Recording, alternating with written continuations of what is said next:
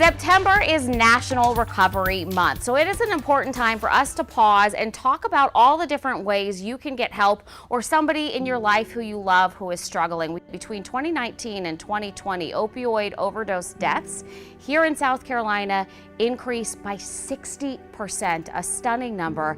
But our friends at LRADAC are always working around the clock to make sure help options are out there to those who need it. So happy to have Jenniffer Weller-White with us from LRADAC. And Jenniffer, first question, does that number, 60% increase in opioid deaths in our state, surprise you?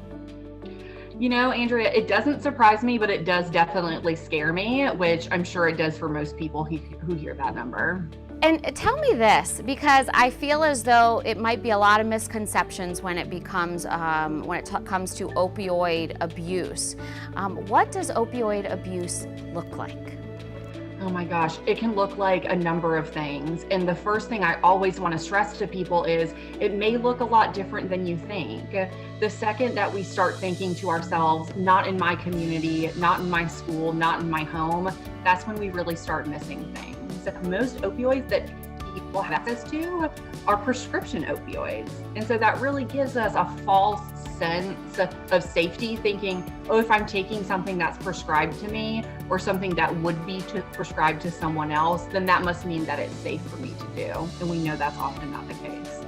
It's so true. And when it comes to drugs or alcohol, you and I were talking a bit earlier, and you said that it's often shame that keeps people from coming in and getting help. That breaks my heart. What can you say to our viewers watching right now to let them know that it's okay and there's support out there for them if they want to get help? You know, what we know about the disease of addiction is that it knows no bounds when it comes to socioeconomic status or race or anything like that. So really, anyone can be susceptible to developing problematic behaviors with substance use. Here's the amazing thing. In Lexington and Richland County, there's not a lot of red tape in order to get help from LRADAC. Talk about that amazing walk-in clinic that y'all have that you offer to anybody who needs you. Yeah. What is really amazing is that you can access services from LRADAC. You don't have to pay anything up front. You'll never be turned away for an inability to pay. You can walk in Monday through Thursday between the hours of 8:30 and 3 p.m. and get access to meet with a clinical counselor to go ahead and be evaluated to see if treatment is a good option for you and what options we actually have.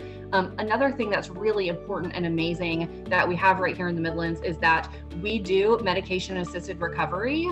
So if there are going to be some medications that are going to help people from decreasing their risk of overdose, decreasing their risk of chronic recurrences in use, we're able to help connect them to medication, oftentimes same day. So that way we can go ahead and get them in and get them started on their journey to recovery. And an even more amazing thing is that we are a community provider of Narcan and fentanyl test kits. So anyone, whether you are a substance user yourself or you're just worried about someone in your community, in your home, you can walk into either of our locations and get free Narcan, which we know is one of those really great things that keeps people in our community alive. It is National Recovery Month. We hope to get more people here in South Carolina in recovery. Thank you to LRADAC and to Jenniffer for everything you guys have done to help folks in our community. Thank you.